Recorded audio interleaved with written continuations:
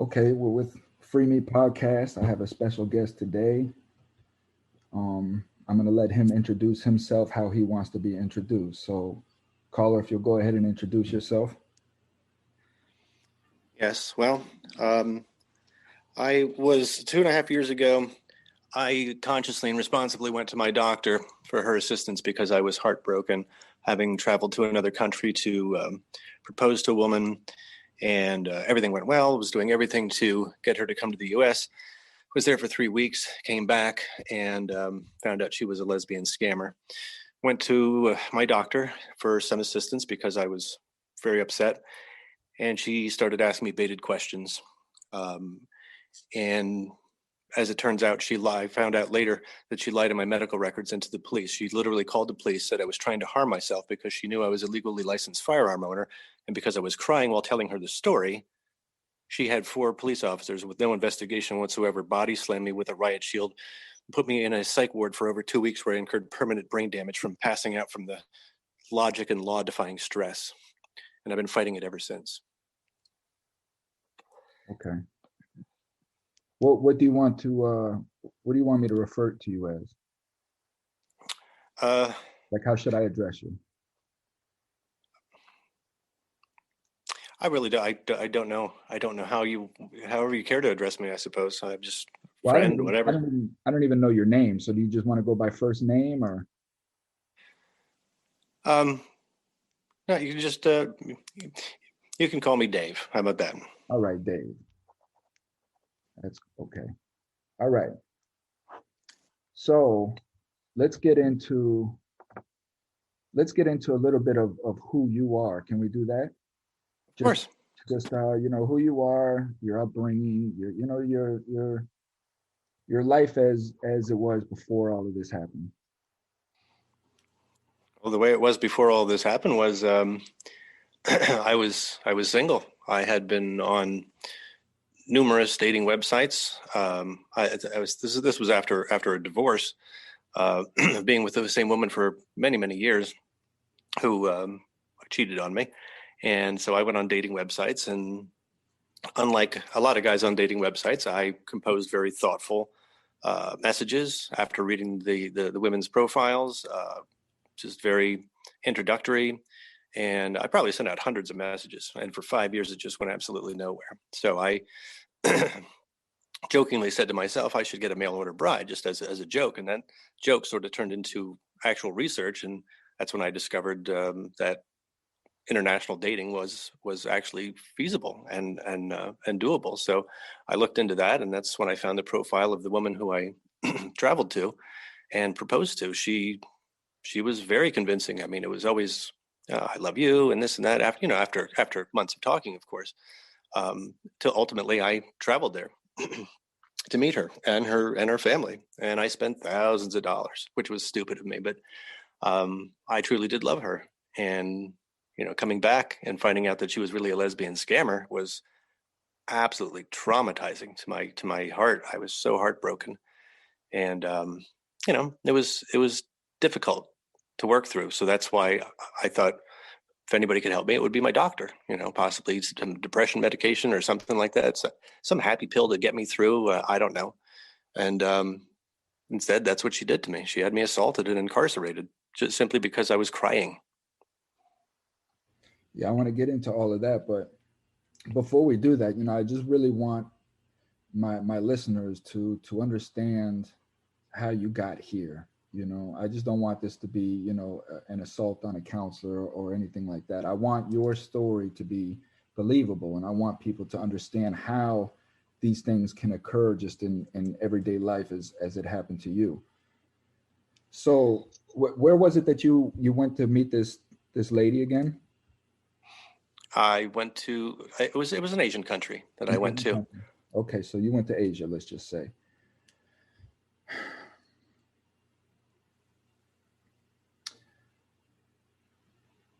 How you say you were married for many years? What Yes. like how did all of that start? How did you meet your wife? Uh, Oddly, showing my age, I met her through the personals in the newspaper back in the day when they used to do that. And I had been posting my own messages, and I actually came across hers, which was very ambiguous, but I responded to it, and she said she had gotten over 30 calls, and I was the only one that she called back because I said I stayed up late, and you could call me anytime, and she did, and that relationship lasted for 19 years. Mm. Have you ever, just out of curiosity, Dave, have you ever like gotten a date outside of advertising? Just through dating or whatever? Oh yeah, of course. Yeah, I mean, in high school, and I was always very nervous in asking women out, though. That was my thing. I'm not the kind of guy to go to a bar or a club. Mhm. I was always nervous about approaching women and making small talk, or So being you've always been shy and just not too confident in yourself well when it comes to to dating and to, women. to women at that time. I mean, I think things would be different now, but of course I'm married now. Yeah. What why do you think you were so insecure at that time? Because I was different than a lot of the other kids. Um, I wasn't a big kid. I wasn't good in sports. I didn't have interest in a lot of things that they did. I was more of a bookworm. So I guess that's probably why. Okay. And that's a lot of kids these days. This is again some of the reasons why I'm asking you this here, because what you've gone through, a lot of people have gone through as well. And I'm just I want to educate my listeners, as far as how we can get caught into these webs, and go down these paths that can ultimately lead to us being assaulted, us being killed, us being incarcerated, you know, these these things, as what has happened to you. Well, I think a lot of it was because I was I was always a very honest person. I was picked on a lot all the way through school, even outside, even in the workforce, just because I guess I was not the status quo kind of person. Mm, And I think that's sort of, where my personality comes from, being so honest. I've had people joke that I have a sign on my back that says I'm an easy target because I'm so honest. Um, and and trustworthy, yeah. yeah, I'm trustworthy. I stand up for the things that I wholeheartedly believe are right.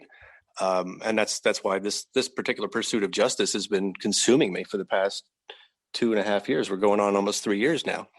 Um, so I just feel as though I'm an easy target because I don't lie to people's faces. I don't try to get over on somebody. I'm just so honest that it makes it easy for them to come after me. And that's what the doctor did. She asked me those baited questions. She said, "Do you have thoughts of wanting to hurt yourself?" I said, "Of course not." She goes, "But if you did, what would your plan be?" And I said, "That was an asinine question." So I waved Yeah. my hand off my head like, "I don't know. I already answered your question." She took that, I later found out, as me making a gesture of shooting myself in the head. And then she asked me, "Do you have a firearm?" And I said, "I've had a license to carry for years." She goes, "Where is it now?" I said, "It doesn't matter. I don't have any thoughts of wanting to hurt myself or anyone else." And that's all she needed to hear. And she later changed those words in my medical records and called the police and said that I was trying to harm myself. So I answered her honestly, and she took advantage of that. And that's how I got assaulted with a freaking riot shield, just for crying, for goodness sakes. Yeah. And this has happened to me, and it's happened to a lot of people, where again, like for me, I was always told growing up, you can trust the police, don't lie to the police, all the police are your friends. If you didn't do anything wrong, you don't have anything to worry about. We always hear these things, until it happens to us. And yes, that was my learning experience as well, is when I thought that I could be honest with the police, they tricked me into an arrest, you know. Um, Yeah, it's uh, it's unfortunate times. We're all brought up to believe in the well, this integrity of, is of the police. this is I mean, what you said is profound in the moment because of everything that's going on today, and everything that's going to be going on next week, right? Oh yeah.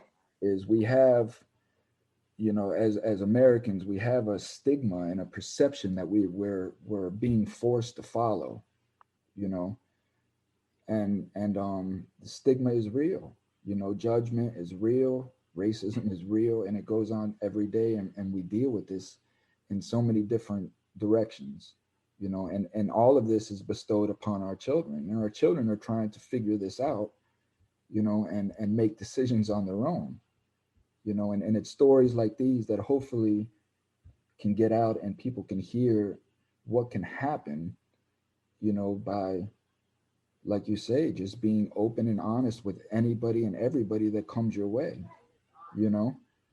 um so Yeah. so going through high school, you say you were bullied, you know, were you ever physically bullied or just, you know, verbally assaulted, made fun of? All of the above. All of the above. I mean, they'd grab me on a bus. You know, throw me in the snow. They'd cherry bellies. You name it. Um, it was never ending. How did you deal with that? I guess, stayed in my own mind, my own head. I did my own things. You know, whether it was artistic expression or what have you. You know, I tried to stay away from them, but they'd always manage to find a way to get to me. Um, I mean, how does anybody deal with bullying? I mean, you have to go to school. I know I skipped a lot of school. I can tell you that. I would skip, and I'd just go walk the neighborhood, and I mean, I think one year I skipped probably 200 days.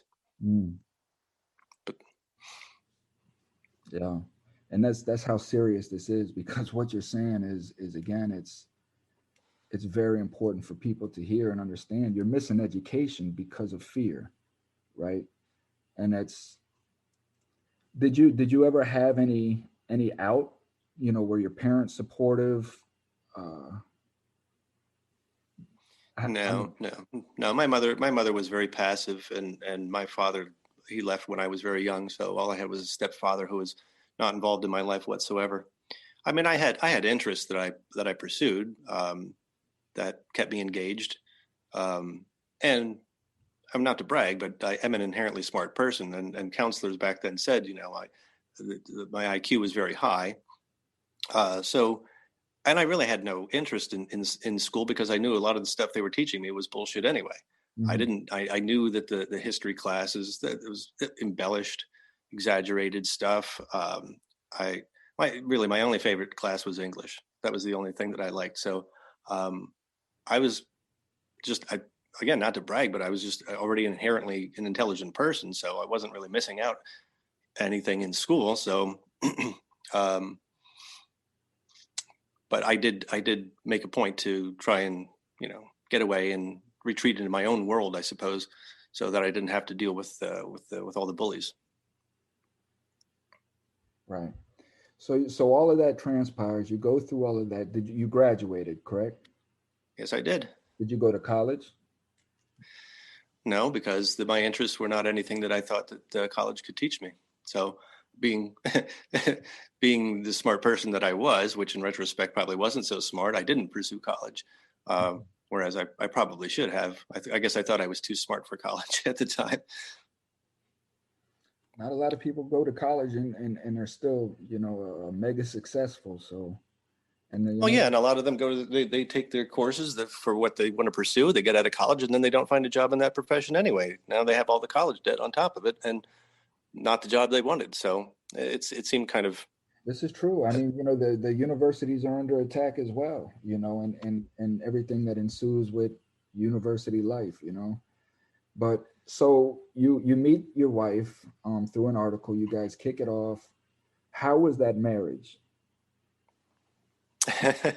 again, Tom. I'm not a normal average status quo kind of person. We dated exclusively. It was her and I. Eventually, we bounced around to some places and rented a home, and then she said, I want to get married. And then I'm like, I don't want to get married. And then I thought about it. At this point, I was somewhere in my 20s, I guess, and somebody said sarcastically to me, they said something about my girlfriend, and it was like a condescending thing to say. So I'm Mhm. like, all right, yeah, we've been together this long. I don't see anything going wrong. So all right, fine, let's get married. And we just went to Justice of Peace, had a very informal marriage, went home and did the dishes. That's how we got married. No ring, no nothing. Just it's on paper. Mm. And you guys lasted 17 years, you say? 19. 19 years.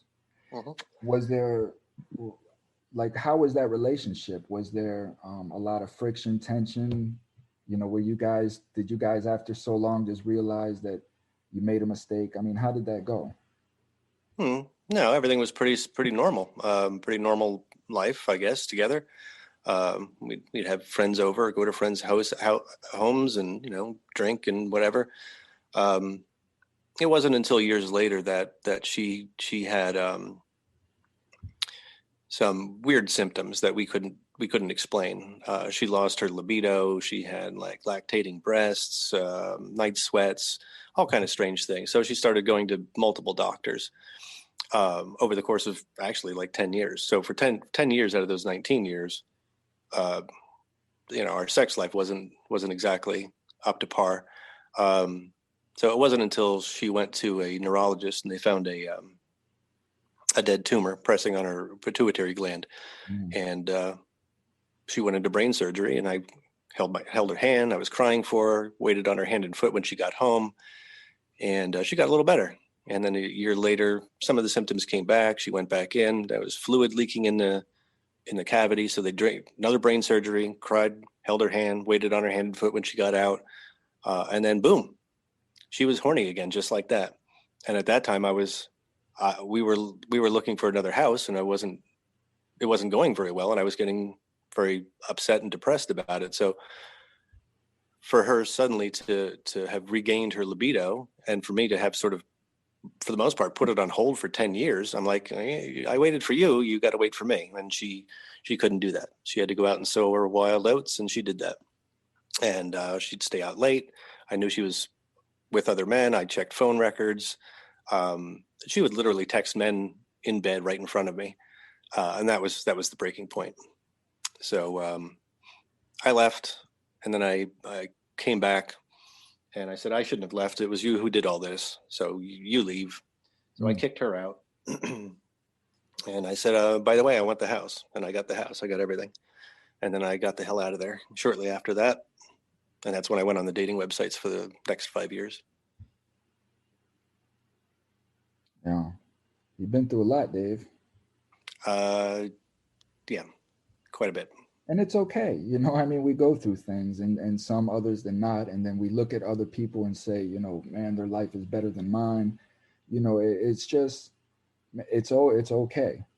Shit happens. And it's really understanding why it happened, right? And if you had anything, like, if I had anything to do with it, then I need to correct my behaviors. So it's just understanding why things happen. This is kind of I like, never, go ahead. I never really truly did understand why. I mean, I feel it's like the guy who said I have a sign on my back. I mean, I literally, sometimes I joke that I feel like a walking pinata.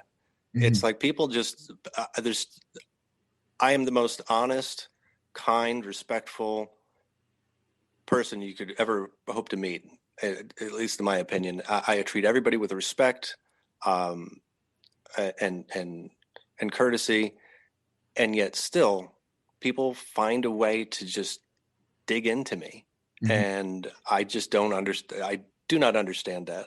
I sometimes feel like I have the worst luck in the world sometimes, Mm. and I don't understand that because I'm trying to do everything as consciously and responsibly and respectfully toward everyone else as that I can. So why is it that I'm not treated the same? Well, there's I mean, there's many reasons. First and foremost, we know that people, human beings, only essentially care for themselves first. We know that, right?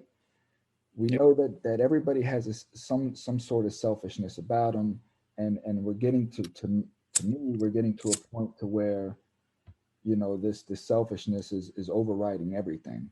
Like selfishness comes first. It's me, me, me, me, me over everything. You know, for somebody to think that they have a target on their back, because I used to think that as well. I used to always say that, like, why is everything that I do, it comes down on me?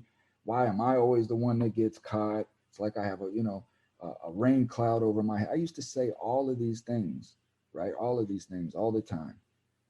I've had girls cheat on me, all of this stuff, and what I found was that I was attacking life. Like, I wanted life to mold me, right? I wanted life to accept me, and it just not gonna happen. People just they are who they are. People are just are who they are, and I just started realizing that my life has been always trying to appease other people, trying to make friends, trying to get people to like me, trying to see the good in me. I was always doing this with my parents, with my siblings, with friends, with whoever. I was always going out of my way, above and beyond, to help people, even sacrificing my own time with family, my own personal time, because I just always wanted to help people. And I knew at the end of the day, I just wanted people to like me, you know? And this is why I was going so above and beyond, because I just wanted people to like me, right? So how did And that not work out? well, it didn't, it just created a catastrophe of my life, because I was constantly molding myself to how other people wanted me to be, you know. So you Um, weren't being your true self then. I wasn't being my true self. I didn't even know who my true self was, you know. And that was the thing. And I just learned that, like, nobody's going to give me the respect that I want other than me. And I just needed to start respecting myself, you know. I stopped giving people my time, that just wasn't worth it.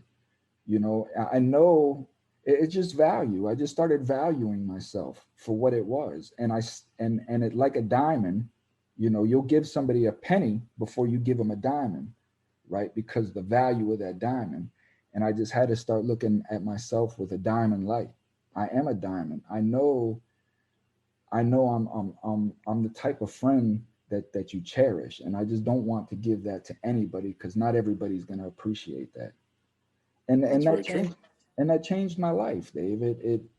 It bolstered my confidence. People started looking at me differently, because when people feel like you need them, they're going to treat you like crap. But when they see that you don't need them, then that's when they're going to start to miss you, right? If you're as Yeah, that caring and a loving person as you say that you are, and you're always so quick to jump and help people, people take advantage of that. They know that whenever they're down, all they have to do is call Dave, and Dave will be over here in a minute. But the moment that they call Dave and Dave's not there, right, then they start to wonder, well, what did I lose? I don't have this person to come over and help me blindly anymore. And it just makes people think differently, you know? I don't think those were the people that the same mentality of people that I knew, because although I I cherished friendship, obviously, friendship was very important to me, and my friends over time. I mean, even friends that I had as a teenager and going into my 20s, that they were still they were still quick to be sarcastic about things and whatnot, and whatever. I mean, we still had some good times, but as time went on, um, it became too much. I had my own friends lie to me. I've had my friends steal from me. I've had my friends blow me off. Make arrangements with me to get together and then not show up. And this went on for years, until finally, I guess it was probably after the divorce that all of that just culminated into an absolute breaking point where I said, you know, it's not worth it. I mean, I gradually had cut people off that lied. I absolutely hate liars. I cannot stand lying. I'm not good at it. I don't try to. The only thing I might lie about is if, you know, if a woman says, "Hey, does this dress make my butt look fat?" And you say, "No, no, no." You know, it's a courtesy. I'm just trying not to hurt their feelings. But outside of that, I do not engage in blatant lies. And for somebody to do that, that I consider my friend, is the ultimate undoing of our friendship. So I gradually, after the divorce and living alone, I I wrote him off. You know, I don't even get a simple happy birthday on a Facebook page, and I'm like, what? I'm just a complete afterthought. So I would send him a message and say, you know, thanks for pretending to be my friend. Goodbye. And gradually, it got down to pretty much nobody, because I nobody wants untrustworthy people in their lives, or people that are going to steal from you or anything to that effect. That's unhealthy. Why I couldn't find any decent, honest people, I guess, is probably because they're more of a rarity in this world than everybody else. So I guess my standards are somewhat high in that regard, that you just don't lie and you don't steal from each other, which I don't think is, you know, uh, uh, unreasonable to expect. Definitely not an So unreasonable ask, is it, man? no, so okay, so if none of the real, true, decent people are out there, I can't find them, whatever, then I'm just going to continue doing what I did in high school and just do my own thing, which is, you know, I was never quick to go out of my way to appease people or try to be something that I wasn't. I was just being myself. If somebody needed help, obviously I would do that, but I wasn't trying to be something that I wasn't. I was just being myself, and again, being different than most people. I guess that, in conjunction with my standards of honesty and respect, is like, I'm not worth their time. So not having any close friends in my life, and then having, well, my mother passed away. Really have I don't know my father's side of the family because he left when he was so young. I mean, basically, I was a black sheep. So it was because of that that I didn't have anybody to talk to when all of this happened. When I traveled to the country and I came back and found out and was so heartbroken, who was I going to talk to? There was nobody.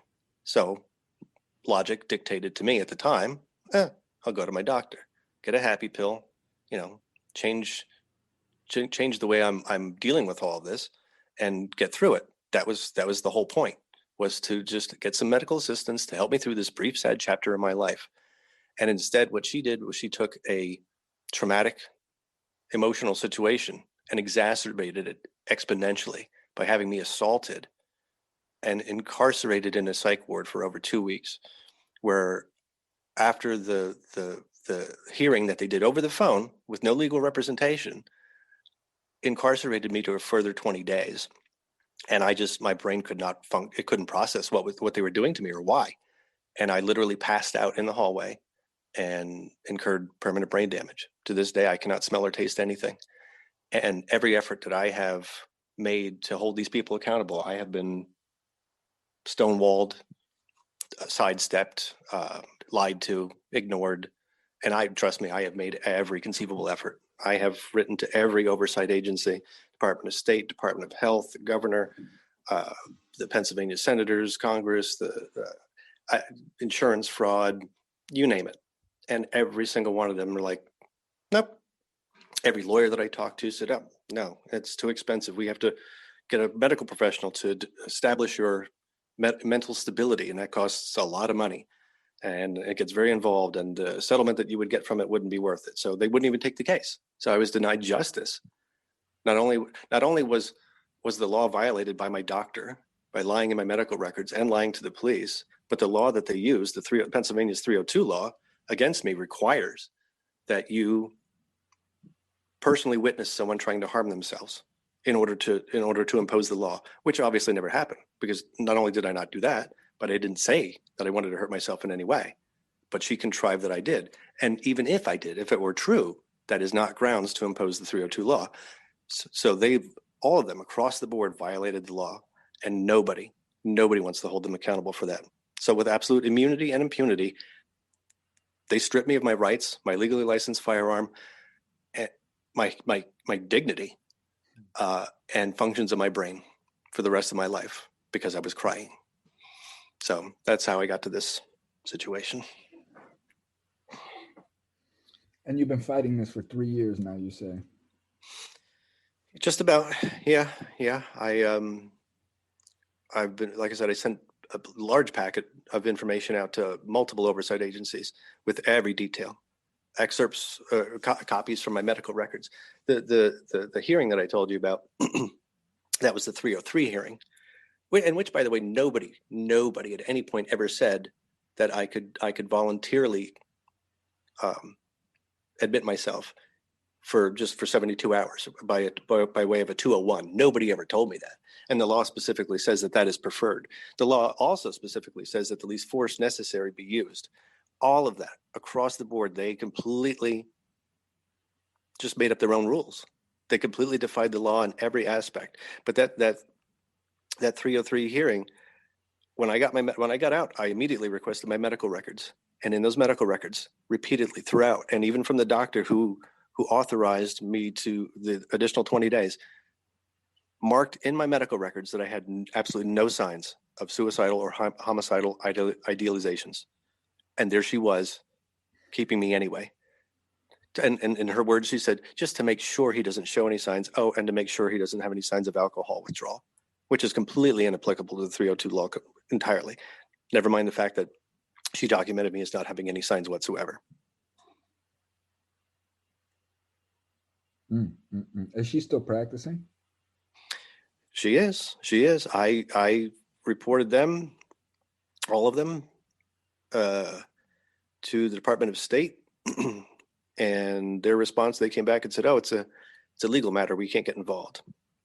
Being the smart person that I am, I researched all of their policies, regulations, and functions, and I responded with a letter citing all of those, how they actually do have the legal power to subpoena things and get involved. And I said, because the 302 was imposed illegally, that negates it from being a legal matter. Therefore, it should be investigated. So I think that got their attention, but they said that they're going to look into it, but they did it in sort of like a half-hearted way, and they only cited one of the 4 doctors that I mentioned. So I wrote back again. I said, no, this is not exclusive to just one doctor. This is across the board. So you need to open this up to a proper investigation, because the Department of Health, what they did, I just sent them the exact same package. What they did was conduct a mock investigation. And what they did is they went to the facility, and they looked around, talked to some patients, talked to some staff, and said they couldn't find any violations of state regulations. They didn't look at the specific case that I was presenting to them at all. They didn't look at any of the details, any of the evidence, nothing. They just interviewed the staff, and that was it.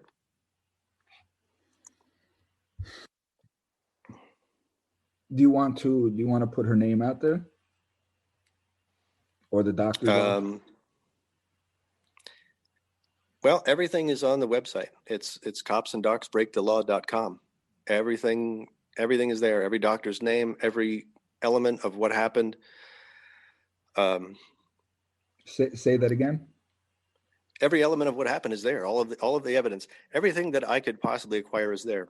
No, I mean the website. You said Cops and Docs. Breakthe.law.com. Right. Okay, so my listeners can get that. Cops and Docs breakthe.law.com. I have a summary of the story. I have a medium-sized summary of the story, because it's a lot to take in. I wanted to, everyone's span of attention or interest may not be the same, so they might want to just get the tidbits, the crumbs. Some people might want to delve into it fully, and if so, all of the documents are there as PDFs that you can click on and see exactly that in my medical records, they documented me as having no signs whatsoever, and how I begged and pleaded with them that I did nothing wrong. I did not belong there, and I want to go home. And one nurse or two nurses actually said, well, when we took your blood work, when we admitted you, there was alcohol in your system. I said, well, yeah, that was probably residual from the weekend because, well, I've been drinking a lot to try and, boost my spirits, I guess, and try and have some fun, I guess, while I was at home. But I had been drinking that day when I drove there for sure. But it was residual alcohol in my system. And she said, well, that should negate you from being admissible under a 302. And having, once I got out, read the law, it pretty much says that if a person has alcohol in their system, you can't 302 them unless they're also deemed to be mentally unstable, which I wasn't. I was consciously and responsibly seeking the help of my doctor. I called her the week before and made an appointment for the following week and kept the appointment. I certainly didn't kill myself in between that time. And I certainly didn't go to my doctor because I wanted to die. Who the hell would do that? And this is your PCP. I went. It was my PCP, my primary physician. Yeah. So none of it makes any sense. What I gleaned from all of that was that she had, well, first of all, I read her qualifications to be a doctor. In that long list of things she has women's behavioral health, just women's, not men's. So to me, right there, having a man with emotions, men aren't supposed to cry. Having a man in front of her crying while telling her a sad story, and then knowing she had been my doctor for years, having a license to carry a concealed weapon, it was on me all the time, except schools and government buildings. That's the law. So I had every right to have it on me. She knew I had it. Well, she didn't know I had it on me on that day because when she asked me, I said, it doesn't matter. I don't have thoughts of wanting to hurt myself or anyone else. But knowing that I potentially was in possession of one, I think she had her own personal trepidation against firearms. So that combined with a man with emotions crying, she, 2 and 2 to her made, off the charts scary. And that's why she called the police. And I also found out later in the medical records, a quote from her, two quotes from her. One said that I was at no time ever aggressive toward her or her staff, and I answered all questions appropriately. And then in another page, it says she told the psychiatrist in the psych ward that I was at that she was fearful for her well-being and that of her staff. Total contradiction. And that's in the paper. Yeah, but that's an admission on her part that she was not concerned for my well-being whatsoever. She was looking out for her own, even though I was not aggressive. I never said anything of any sort of wanting to hurt myself or anyone else. Never made a gesture inference to wanting to do so or any action in furtherance of that. Nothing. I was simply crying. That's all that I did while telling her a sad story. And now I have permanent brain damage because of it, and I can never own a firearm ever again, all because of that. Do you think that she really cared for your well-being in that moment? Absolutely not. That's what the medical records say. She was concerned for herself and her staff. Okay, and she actually put the facility on lockdown. Like they must have like emergency things where they put it on lockdown. I didn't know that. I was sitting in the medical exam room with my head in my hand, like sort of sulking, crying. That's all that I did. And she thought that was so threatening to put the whole facility on lockdown and then call the police and literally say, and the reason I know, I'll tell you why I know this, tell them that I was trying to harm myself. The reason I know that is because one of my other efforts was I filed a complaint against the main officer who led the assault in that room with a freaking riot shield. Oh, and their guns drawn, by the way, for a man who's crying. Get into so she calls the police, right? She calls what, 911? I would imagine. Police show up. Yeah, it was 911. Yeah, because they said. Yeah. So she calls the police to come to deal with a medical issue. Cops show up, right? As you say, obviously she must have said something about you being potentially violent or whatever if they're showing up with riot gear and shields or whatnot, right? And that you were a licensed carry. That's probably why they showed up the way that they did. So you're with no investigation, though. With no investigation, they did not investigate. They had no interaction with me whatsoever. Well, that's the job of the police, is to investigate the circumstances. Because anybody, I could call up on anybody and say, "Hey, Bob Bob's trying to harm himself, when really, in fact, Bob is just here eating some ice cream. So their Well, this is what's response, been going on across the country. I mean, I that's know. these SWAT calls where they call in SWAT and just say that something's going on in somebody's house, and next thing you know, you got SWAT all around your house trying to break in. You know, They're supposed to investigate the situation. That's what they're supposed to do, and they did not. They did not do that. And but the reason I know that she told him that I was trying to harm myself was because I filed a complaint against the officer who led the charge, and had two state police officers come to my home and interview me. And they said, "Well, did you read the 911 transcript?" I said, "Well, of course not. I can't. I don't believe that's allowed to be released to the public. I did request the incident report, which they denied me for. Um, so anyway, they said, well, the reason we responded that way, who denied we you? always Who denied what's you the that? incident report? The state police. Huh. So I mean, it's an incident report about me. I'm the requester of the incident report, and they denied it to me. They On, denied me from having it. on what grounds did they give you? Oh, ambiguous ones, because it was a part of an investigation and it contains personal information. So I appealed it, and I said, well, of course it contains personal information on me, and Hmm. I'm the one asking for it. So why the hell would I not be entitled to get it? And then it came back with some more BS and basically shut it out. So I never got that. But in the interview in my house, um, they said, and from the 911 transcript, they said uh, we have a patient here who's trying to harm himself. They read right from the transcript. And so that's when I knew that they lied to the police, which is also a violation of the law. Not only is the 302 law violated by them imposing it against me for no applicable grounds that it requires, but also making a false report to the police. And yet nobody wanted to investigate any of this. And here's just another example of how stonewalled I've been throughout this entire process. I then got notified after that interview that my accusations or allegations against the officer for using excessive force was unfounded, because I was, they got a call that I was despondent, which means sad. Ooh, Right. I was sad. And they said that they always respond that way in those circumstances. And I'm like, you've got to be kidding me. So then I did a Freedom of Information Act request for that very audio recording in my home with those officers. They denied me from getting that too. Where's all If you this can believe it. evidence at now? Well, it's that those elements of evidence are in the possession of the police. I acquired as much evidence as I possibly could. My medical records, the transcript. I tried expunging it from my record by going to a county court by myself, pro se, representing myself, and gave them all the evidence, everything. They freaking denied it. They freaking denied that too, with all of the evidence there at their disposal.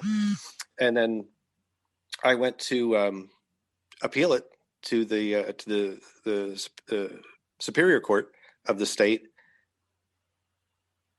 Well, here's the thing: when I got out of the psych ward, I immediately went back to the same dating website, and within 2 weeks, I found the profile of and began corresponding with the woman I ultimately married.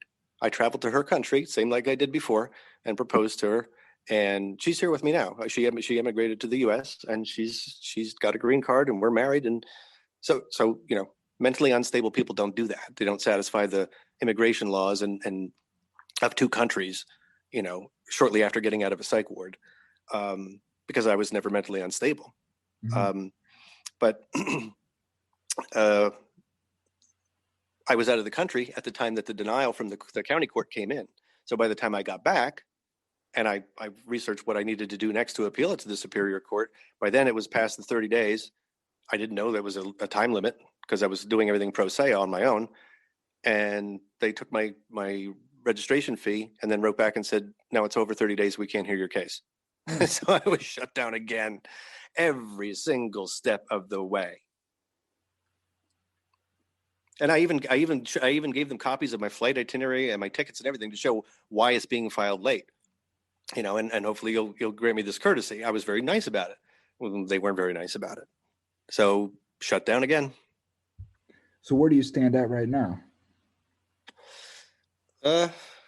Really, my only option is my relentless pursuit with these other oversight agencies, because I'm a very very persistent person, a very resilient person. Had my doctor known me personally, she would have known very clearly that I wasn't suicidal, that I would have gotten through it. It was just a brief, sad chapter, and I just happened to be very sad at that moment. You just needed Well, somebody to listen to, you know? Talk to yeah, you. that's all she needed to freaking do, and she couldn't bring herself to do that. So I am still following up with some of these oversight agencies. Some of them I've written off. They're completely useless. I mean, all of these government agencies they're more self-serving than serving for the public. We all know that. Well, this is why Uh, we're at where we're at, Dave. exactly. So I'm still pushing on their abilities to investigate this properly and hold them to justice. Whether they will or not, I'm not optimistic, but I I'm not the kind of person that gives up on violations of justice and rights.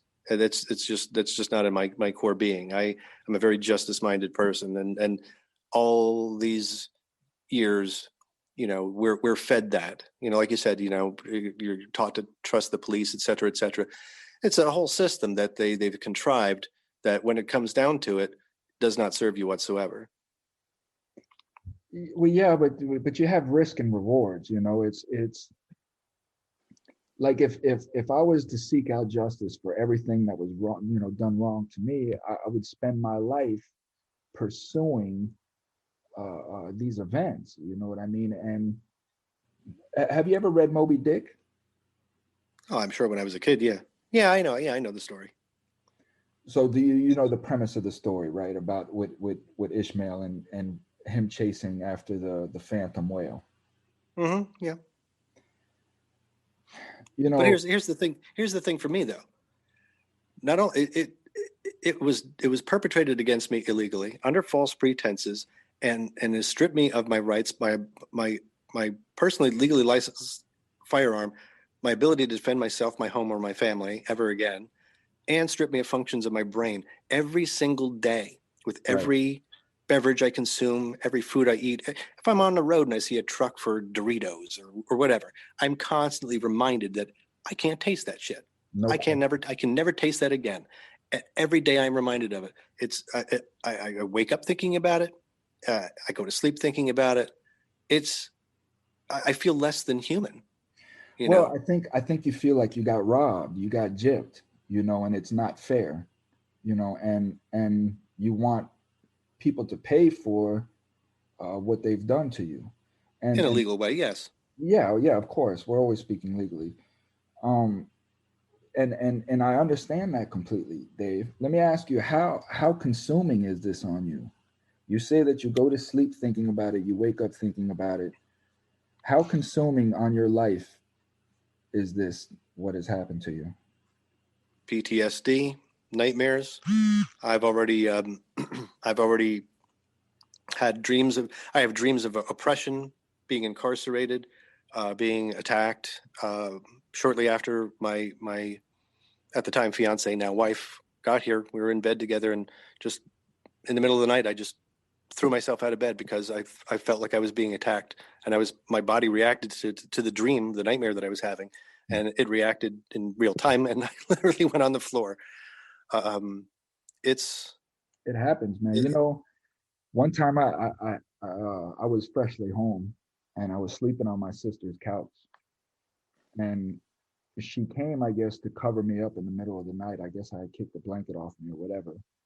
And when I felt that, I reached up just instinctually. I just reached up and had my hand around her throat, you know, yikes.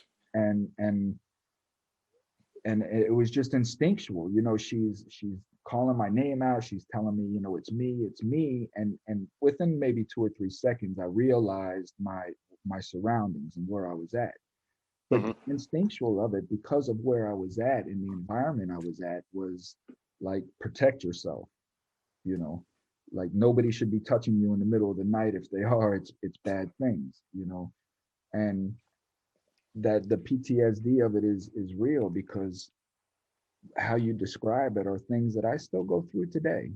You know, it's Yeah. it's it's a tough thing, and it's a hard thing to deal with. But how we deal with these things is just coming to acceptance and just understanding that trauma is real and trauma occurred to you. And the first thing is to, again, understand why it happened, understand the decisions that were made that led up to these events happening, finding, your culpability in it, and not moving forward, because, again, like you say, justice has to be served, but understanding that you don't want this to consume the rest of your life, as in Ishmael with Moby Dick. Like, you don't want chasing a phantom whale to be consuming, where you lose everything that you have already. You understand what Well, I'm I saying? agree. I agree with that 100%. It's it's You got your marriage that you've been right, trying your whole life to get, right? You're right. still alive, and you're relatively healthy. Hmm.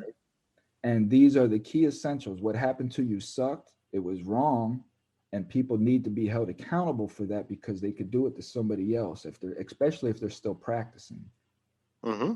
right? But you cannot let this consume you to where it's affecting your new relationship, affecting your personality, or anything as of that, because you're driven for justice. You understand what I'm saying? Oh, I do understand what you're saying, and I certainly don't want this to consume me for the rest of my life. But again, being reminded of it every single day is a little hard to quietly walk away from, and just accept that this is my new reality. That functions in my brain were taken away because of the illegal malfeasance of licensed medical practitioners and law enforcement officers I who understand that.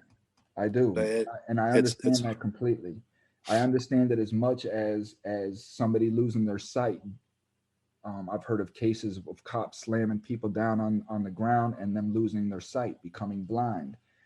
That it's a hard thing to deal with. I've never had to deal with anything to that extent, but I have had my rights taken away from me. I have been put in oppressive situations and forced to do things that I didn't want to do with or didn't agree with, by police. I know how that feels.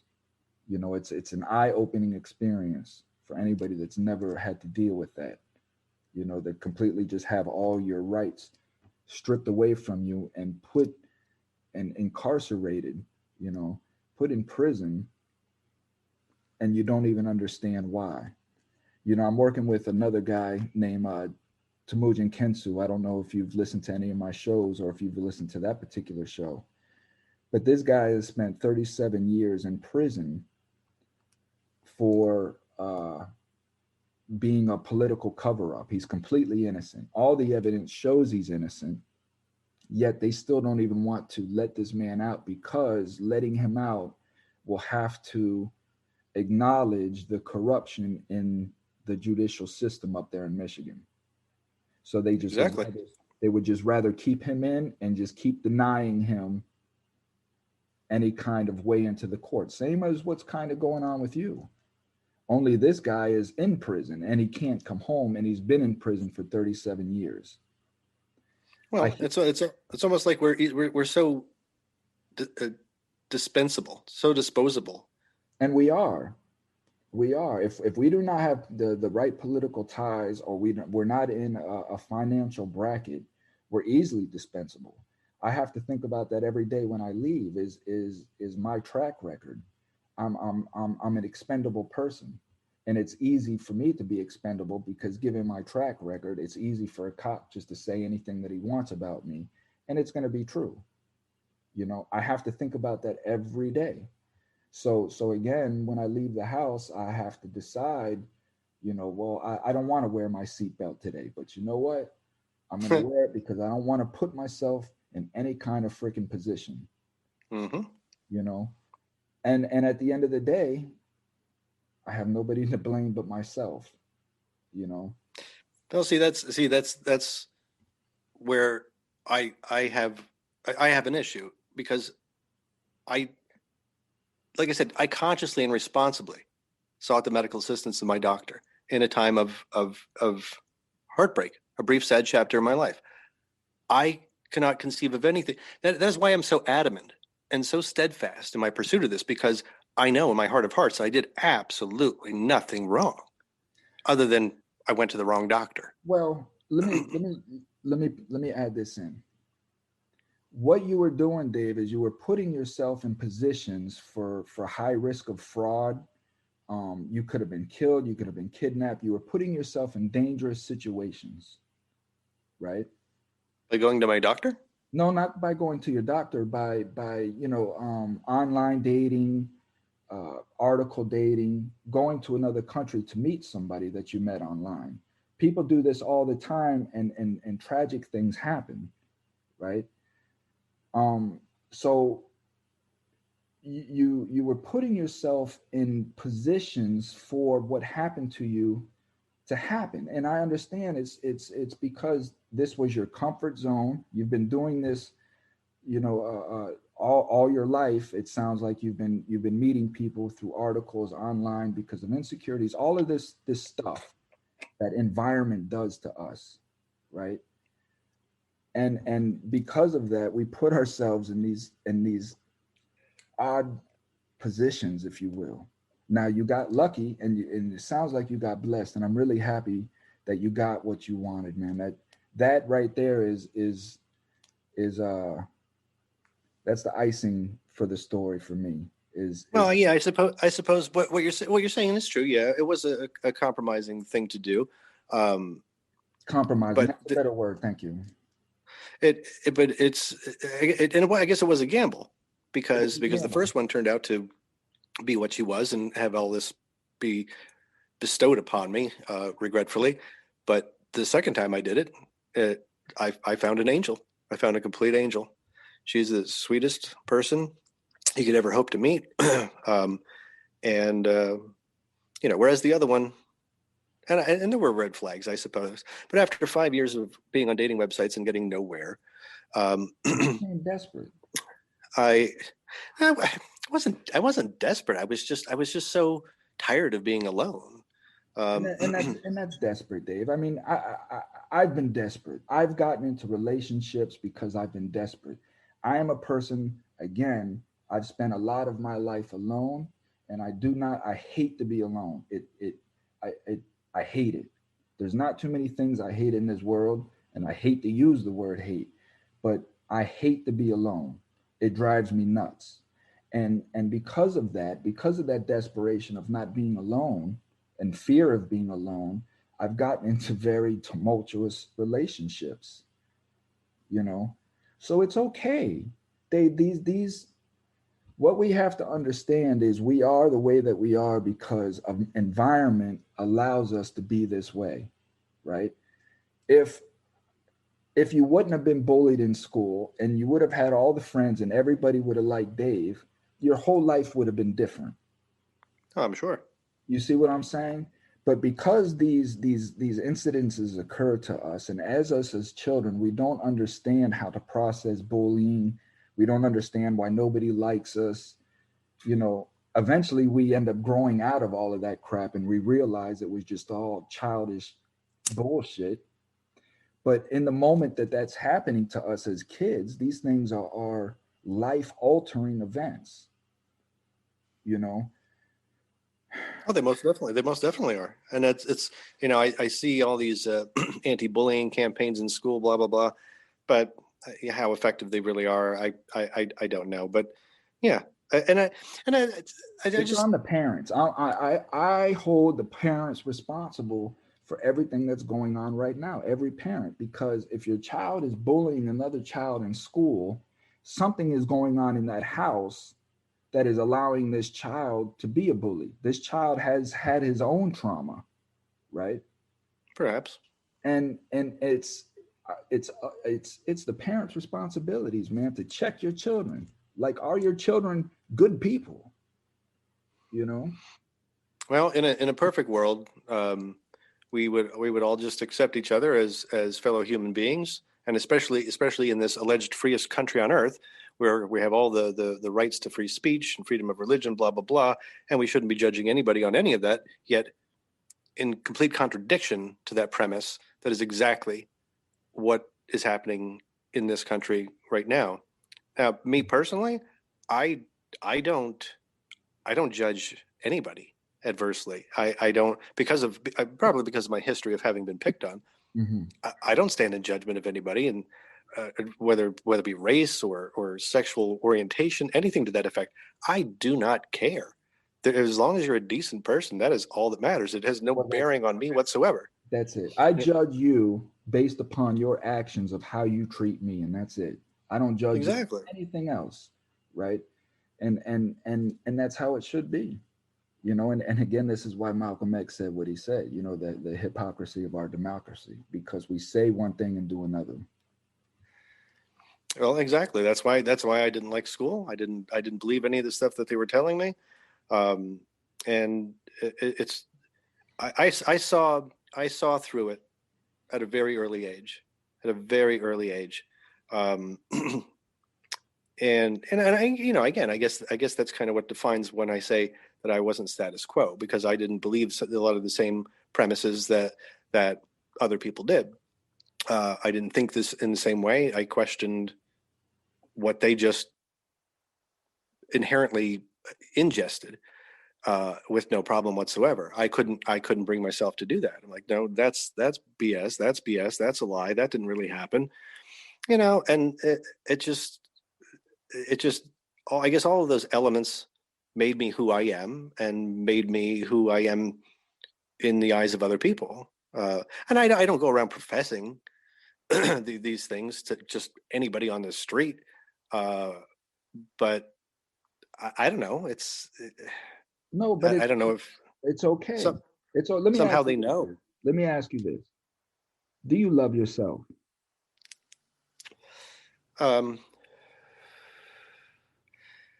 That's all I need to know right there. You have to start, Dave, right? Before you can love anyone else, before you can even understand love. And this is what I tell people. Before you could even begin to say that you love your wife or anyone else, you have to know love for yourself. You cannot love your wife that you're married to if you don't love yourself. the only reason I hesitated to answer that question is because I had to. I I always, because I was not like other people. I guess I sort of thought that I was different. I was different, and different was good because I didn't judge other people. Mhm. So if I'm different, then I'm totally happy with that. I'm totally fine with that. I don't want to be one of the sheep. I don't want to be one of the sheeple, the status quo. Mhm. So in that respect, yes, I did love myself. But as of late, I can't answer that definitively because of the negativity that is swimming around inside of me from what they did to me. That for me to come to a point and say, I mean, not being able to taste or smell anything, like I said, I feel dehumanized. I don't feel human. So that element of myself, that capability of myself to actually be able to interpret smells and tastes, I feel like a piece of me is missing, and Mhm. so now I'm damaged. So being able to love myself in this damaged state, it's a hard question to definitively answer. I mean, I'm still the same person. I'm still a decent person. I still treat people with respect. I have no negative judgment for anybody else. In all in all aspects, I am still a decent person. But I feel damaged, Okay. and it hurts. So at one point in your life, you loved who you were. You loved Absolutely, everything about you. You loved who you were. This happened. Now you feel less than. pretty much. Uh, so you were the cause of your own suffering, my friend. Is what I hear. You know. Um.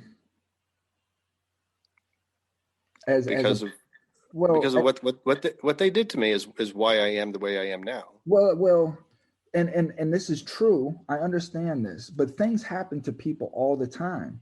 right? A person that goes to war, loses his legs, understands that he lost his legs, to war. Now, true enough, he may have signed up, maybe he didn't. Maybe a person that got caught up in the draft and went to Vietnam and lost his legs, you know, at some point, we have to come to understand that what has happened, and I just have to re-love myself over again, right? This is who you are now, Dave. You're not Dave with taste and smell. You're Dave without taste and smell. So what we want to do is get this negativity out of you, accept what has happened to you in some sort of way, because this is until it decides to come back, which I have heard it does come back at times, right? Because you've suffered nerve damage, and nerves take a very, very, very, very long time to grow back. A very long time. I know that because I've had surgery on my shoulder, right? And they had to cut a bunch of nerves going under my arm, and I did not have feeling in my shoulder for many years. Even now, if it just it's almost normal now, but I still have a weird sensation. This surgery was in 1999. I still have a weird sensation when I run my fingers over my skin. It's so it's not to say that you've lost it forever, right? It could come back. If it doesn't, you know, I don't really don't think you're missing much if you ask me, partner, because the food these days tastes like shit and people smell like shit, you know. But Well, here's the thing. I always I always loved Chinese American food. I always mm, loved it. And when I went to my wife's country and I tasted the food of that country, I broke up with China and I fell in love with that food. And it was absolutely amazing. And the kicker to that is that only having recently discovered that, I now have the ability to taste that food every single day when my wife makes it, and I mhm, cannot. yeah, I And know, that is brother. really painful to it's exceedingly difficult to just passively accept what they did to me and what resulted from what they did to me But instead, when it was clearly done illegally, in violation of the law and their own ethics that they had sworn oaths to, and nobody wants to hold them accountable for having done that to me. So now I'm left to suffer for the rest of my life. It's hard to it is, just accept that. it is, partner. It really, really is. But you have to, right? You cannot go the rest of your life with this negativity in you, because it's going to affect your relationship. It's going to affect your life. And all it's going to do is drive more negativity in you, right? So what we have to do is understand again that this happened. This is the facts, right? The facts are you have no taste, you have no smell, you want to enjoy your wife's cooking. How can we do this? And it's just finding, I don't know, some new uninvented way of enjoying maybe the process, maybe just going through, who knows? But the point is you have to find it, right?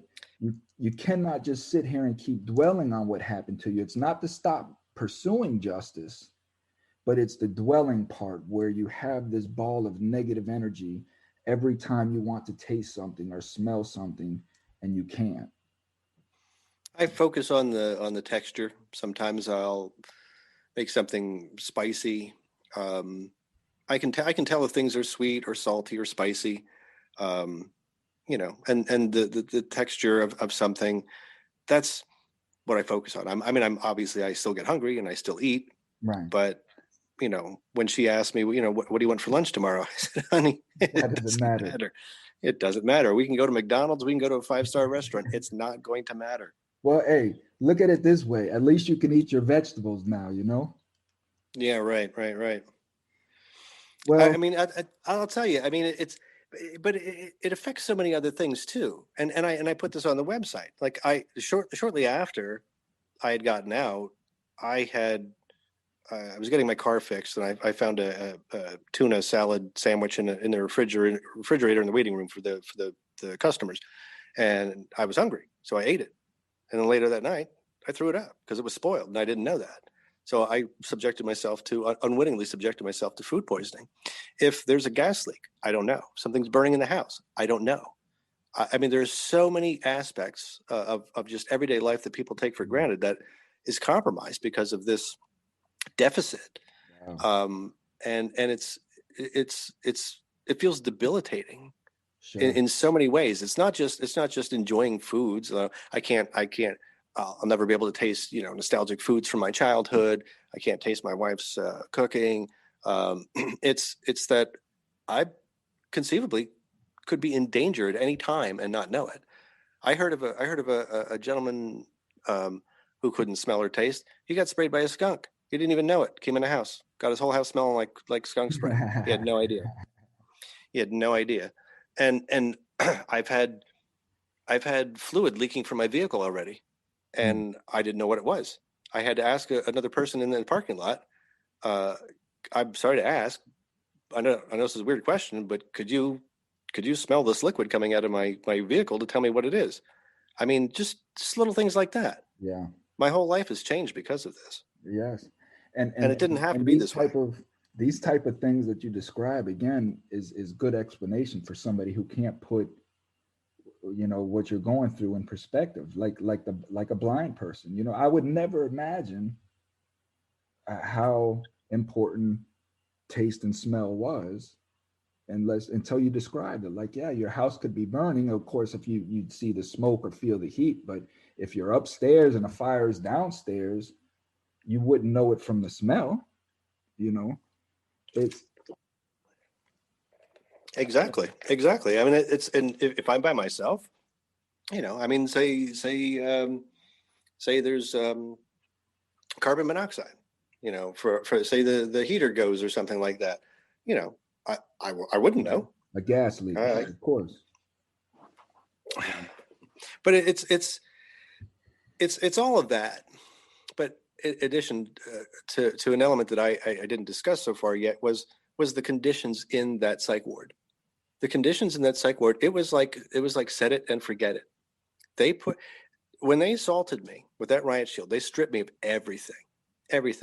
Obviously, I had my legally licensed firearm on me, but they took my hat, everything out of my pockets, my belt, my shoes, handcuffed me, strapped me into a gurney, put me in an ambulance, and took me to the crazy person room of the local hospital and kept me there in handcuffs, all because I had been crying. And then at 2:00 in the morning, transported me to a psych ward on lockdown, just an L-shaped corridor. And that was it. 2.5 weeks of my life. Now, I have a full-time job, and I had a very responsible job. And there I was, completely helpless, cut off from everything, walking around just in socks. I had to wear the same clothing for 2.5 weeks. They did not give me anything to trim my facial hair until after a week. At that point, it wasn't even a trimmer. It was a razor, which pulled all the hair out of my face. And this was a state-regulated psychiatric ward. It was a local hospital psych ward. Yeah. Oh, a local hospital. So community, or was it a private hospital? I believe it was a private one. Okay. And what they did, this is how your day was spent. Okay. You wake up, you go to breakfast. They give you a squeezy ball with a smiley face on it. Okay. As if that's supposed to relieve the stress of being in a freaking psych ward.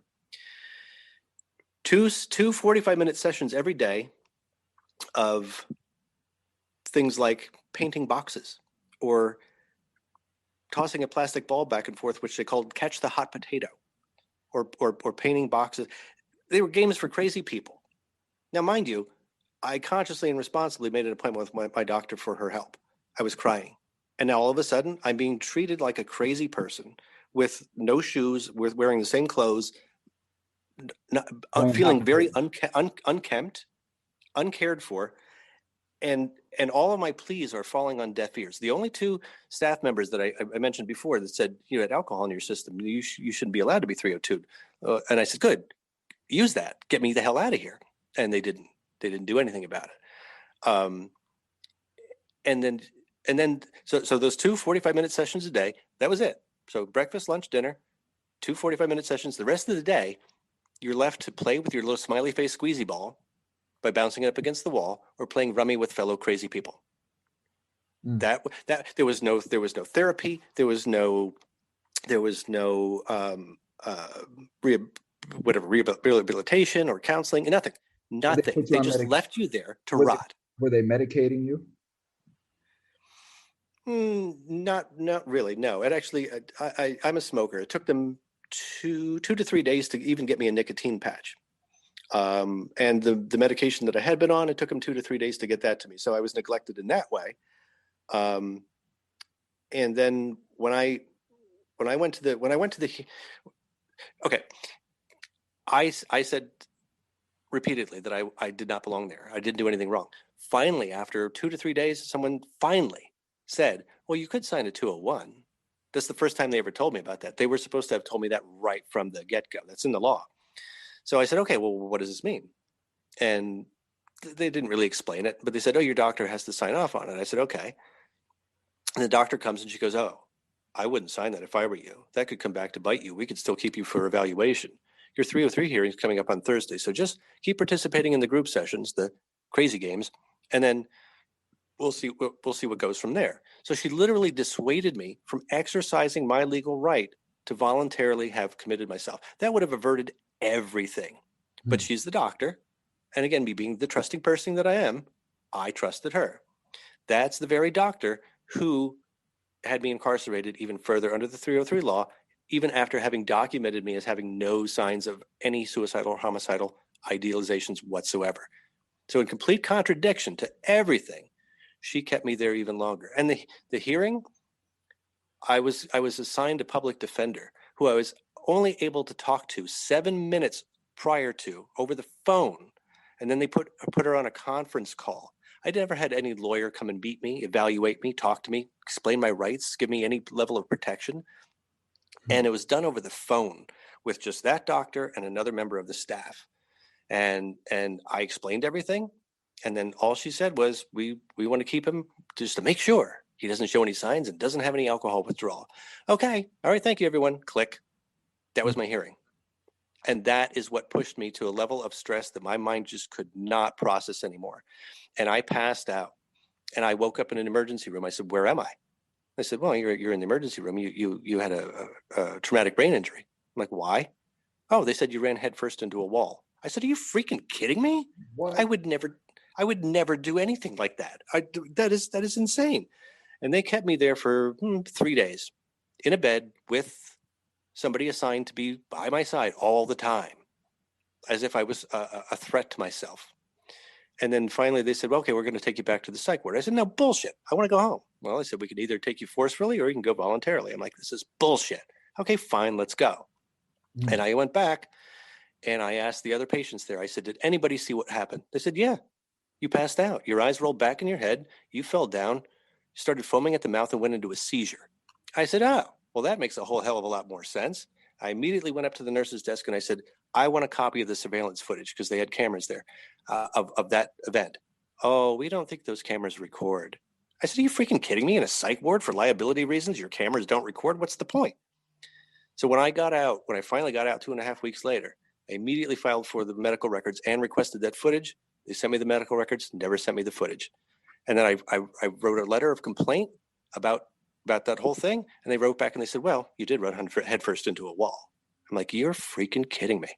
You've got to be freaking kidding me.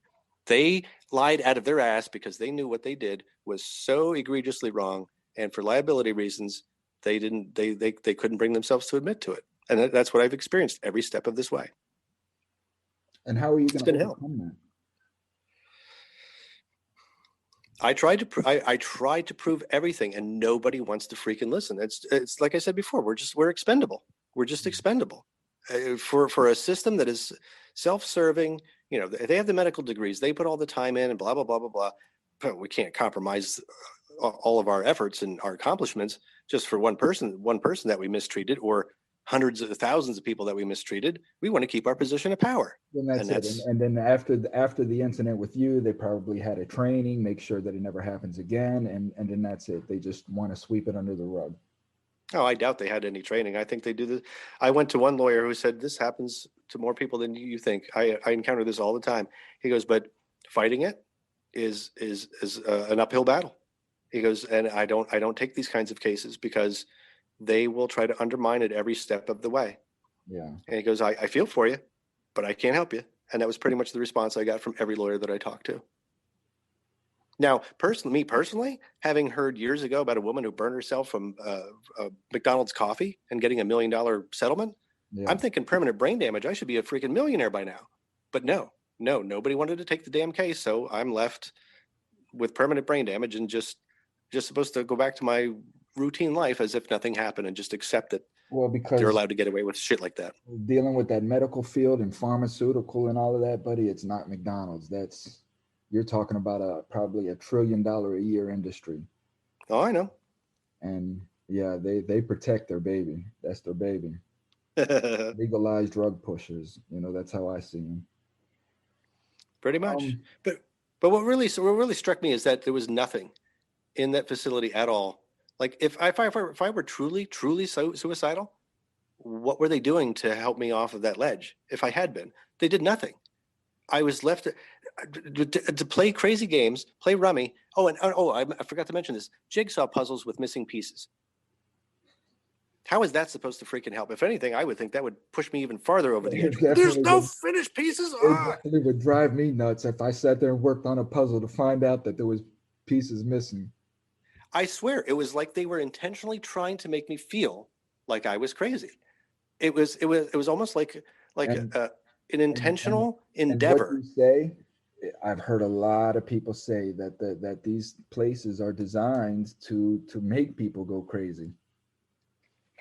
Yeah, it's like, but why are you trying to get me out of society? I'm a fully functioning member of society. I own my own house. I have my own car. I have a full-time job. I'm nice to everybody. What? Because I legally owned a licensed firearm and was crying, that suddenly makes me mentally unstable? That is ludicrous. What's your voting status? Oh, I'm so sick of all of them. I went no party. Well, are you on record as being left or right? Record of left or right? I mean, that would be defined by my party affiliation. Right. That's why I recently went from, I was registered as Democrat, so I could vote in Democratic primaries, but because of the stupid law in Pennsylvania, the stupid laws of doing that. But I registered as no affiliation, so I'm completely out of the loop now. I was just curious because what I see going on is an attack on a certain party, and I was just curious if maybe that had any kind of affiliation with what was going on, because most, and you can correct me if I'm wrong, I'm not a gun owner in that sense, but wouldn't most gun owners be considered conservative? Well, here's the thing. The only reason I was anti-gun for a long time, for a very long time in my youth. It wasn't until I moved somewhere that was absolutely horrific. The town was horrific, and they just kept antagonizing us to the point where I said, you know what, screw it. That's what I have to do to protect myself from this antagonism. That's what I'm going to do. Yeah, nobody was at that point that I had gun rights until they need a gun. Yeah. So then when people were coming on my property, instead of thumbing their nose or flipping me the bird, I hold a gun in my hand and like, oh, sorry, sir, and they turn right around and go back to where they came from. And it was sad that I had to do that, but for goodness sakes, just leave us alone. We're not bothering you. We just want to live our lives here. So my mindset on gun rights changed at that moment. And, I'm still not a big proponent of them, but it's in the Constitution. So I guess it's okay. and it's there for a reason. Trust me. Hmm. Well, Dave, is there anything else that you want to disclose here on the show? Um, the reason I'm doing this is not only just for the pursuit of rightful justice for what was so wrongfully perpetrated against me, but I'm also doing it in an effort to educate people and make them aware of what is conceivably uh, possible that they could incur from these people, from licensed medical practitioners and law enforcement officers, when you're doing absolutely nothing wrong. And I'm sure a lot of people are fully aware of that, given all of the the killings of innocent unarmed black people in this country. It's becoming more and more clear and in this country's conscience. But something like this is not something that you could even foresee. That you just know that you could use a little bit of help and an ear to bend, during a sad chapter. Do what you think is the right thing by consciously and responsibly calling your doctor, going there only to have this happen to you. I think people need to know that this kind of affront to injustice for the U.S. citizens is across the board, and it comes in many different forms. And this is just another one of them that a lot of people could not even conceive of. I actually put a sign up, um, saying, has a bright yellow sign that says, "Has your doctor ever lied to the police? Had you put into a psych ward?" Or no, no. See, has your doctor ever lied to the police, had them body slam you with a riot shield, and put you in a psych ward just for crying?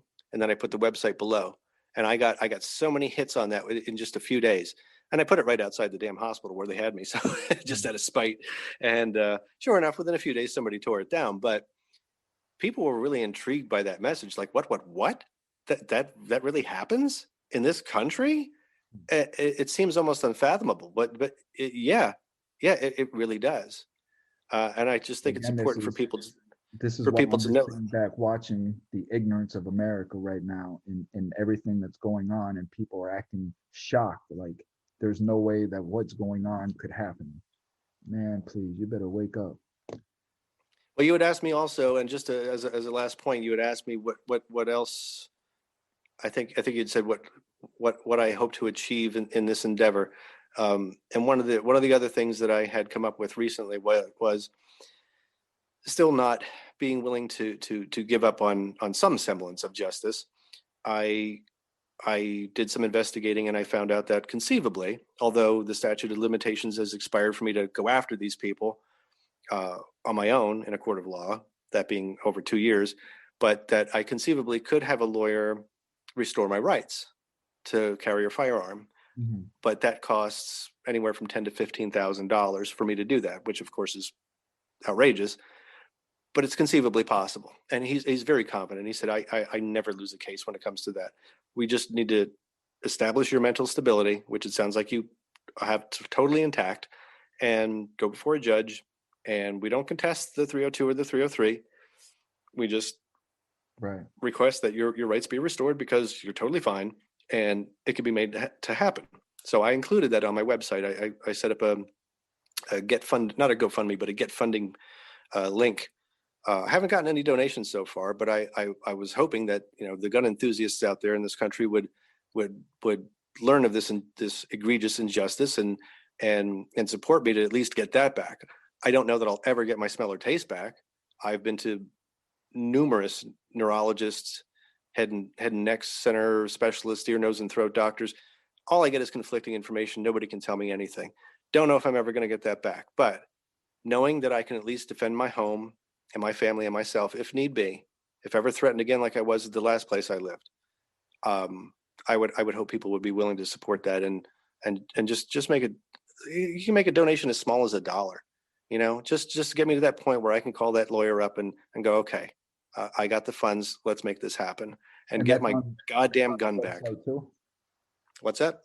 The link to the what you're talking about. That's on your website, copsanddocsbreakthelaw.com. Copsanddocsbreakthelaw.com. Yep, it's on there on every page off to the right. I also posted on my Facebook page, Cops and Docs Break the Law. With that, also along with other little tidbits of postings that I just brain droppings of things that I think from time to time. So I don't know. I've seen a lot of funding pages not go anywhere. I've seen a lot of them go way over the top. I don't know that this is going to strike a chord with anybody, but I didn't do anything wrong, and I just want my rights back. Ideally, I'd like to have my smell and taste back too, and then everything will be hunky dory again, and Move I'll on. I'll find a place. I'll find a way to forgive all of this. But for now, I'm just trying to piece my life back together the way it was before all of this happened. And I understand that, partner. And it's okay. Again, like I say, for you to feel how you're feeling right now, it's okay. Right? It's just getting yourself past it, because it's not healthy for you, for your health. You want to live long, you want to live happy. It's not going to be healthy for your relationship, you know. So that is the main thing. But what you're going through now is perfectly understandable. It's normal. I can understand it completely. We do want you to have your gun rights back. I also have a GoFundMe established for my listeners to support if they don't feel comfortable going through your site, or however they can support to me, and then I make sure that the money gets to whoever sent the money. Oh, that's awesome. So there's a couple avenues for the listeners to get in if they want to get involved. So Dave, I have to wrap this up. We got NFL playoffs going on. I want to get in here to my football. Get your game on. This has been a great conversation. And again, it's another eye-opening experience of how much power government establishment has over the people that put them in place. The free citizens, right? You know, and this again is my awareness. Like I say, this is what I've been telling people. We are the boss. We put these people in their positions to represent us, not to tell us what to do and to treat us any kind of way. You know, we have to take our country back in that aspect. We are the boss. Well, in an ideal world that would happen, but it looks like we're all at odds with one another, and I don't understand that, because we're all fellow humans and we all share the same planet, and we should all just get over ourselves, get along with each other, and quite honestly, if we wanted it to be, we could make this a utopia, but we don't. Our ignorance gets in the way every time. It's I want to be careful, because I think all Americans, the reason why I love this country so much is because of the American citizen, right? We're really, really great people, but we're put at odds against each other because it's been a manipulation of the government, right? And this is how all governments rule, is through division. They have to keep their citizens divided, right? And I just want us citizens to understand this, to realize this, and understand that all of this crap that we hear on the news about, racism and just everything that you hear on the news is to create division amongst us. We have to come together and understand that just because you're black, just because you're gay, just because you're whatever, right? I have my opinions, you have your opinions, and we're okay with that. But at the end of the day, we're paying taxes, we're working, we're all doing the same thing to provide, like you say, a small utopia for us just to enjoy our lives the way that we want to and that we work hard for. I don't have to agree with you to get along with you. I don't even have to like you to get along with you, right? But it's our moral duty as human beings to understand that you're my neighbor. As long as what you're doing doesn't impede on me or my bloodline or my life goals for myself, I don't care what you're doing. Exactly. But it's the government that actually undermines all of that, and they just want us to keep our nose to the grindstone and pull the don't ask no the weight. Yeah, and ask no questions and pay your taxes, work, and don't ask no questions. Pretty much, that's the way it is. And Well, it's not, and it's the total, like you said, the hypocrisy of the democracy. It's a contradiction to the professed ideals of this country. That again is why I never liked history class in school, because I knew they were feeding me a line of bullshit. And it's only come to full awareness for me, and I'm sure a lot of other people, but especially for me now after what they did to me. So I'm never going to have any faith in the system ever again. I still believe there are decent people out there, and I still believe that we can make this country what it was professed to be. It's just a collective effort that I sadly don't foresee ever really coming to fruition. But well, we're gonna see here in the next couple of weeks what America's really about and what it's turned into. yeah, You know, the America that I grew up and I knew, like we were patriots, right? And we weren't going to stand for anybody to manipulate or take over or take control of our constitution or our America, you know. So I don't know, big tech may have had a change in the philosophy of the country, you know. So we're going to see, you know. I well, we just got a lot to contend with. We got a lot of to contend with. I mean, you got the whole Patriot Act. You got facial recognition. I mean, look at how the FBI is going after all the people that stormed the Capitol. I mean, the technology is there. You I mean, I do not blame anybody for going off the grid and just moving to Alaska and just, you know, building a cabin and just doing their thing. I mean, that's totally understandable. yeah. But fingers crossed, things get better. The next couple of days, I'm very very consciously concerned about. Um, but hopefully going forward, we see some change in 2021 from the horrible 2020 that we just went through. So fingers crossed. Oh, we're definitely going to see change. There's no question about that. As I keep saying, you know, we've moved into the age of Aquarius. You know, this is a whole new 2,000 year cycle that we've just entered in. And look at the chaos that is ensuing. Well, I don't even want to say chaos, you know, because the age of Aquarius again is about enlightenment. That's what the whole age of Aquarius represents, is a whole new way of life of enlightenment. We're going to be enlightened on so many different things, right? This is what the age of Aquarius stands for. And just alone this year already, look at what's happened, right? Look what's gonna come. So, Dave, I believe in God, right? I trust God. God knows more than I do, you know.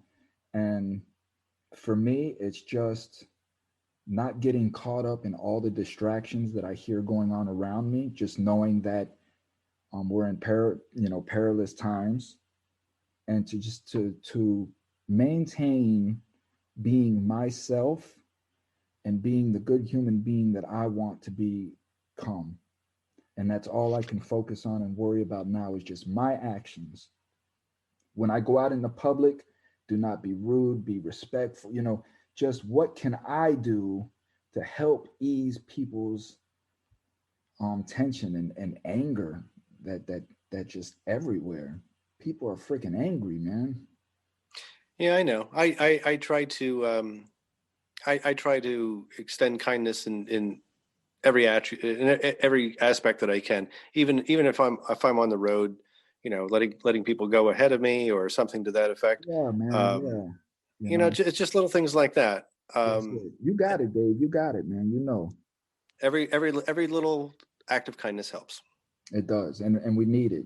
We absolutely need it. So, Dave, it's been a pleasure. I would like to reconnect with you maybe sometime here next month, maybe afterwards, and just see how you're doing and how things are evolving.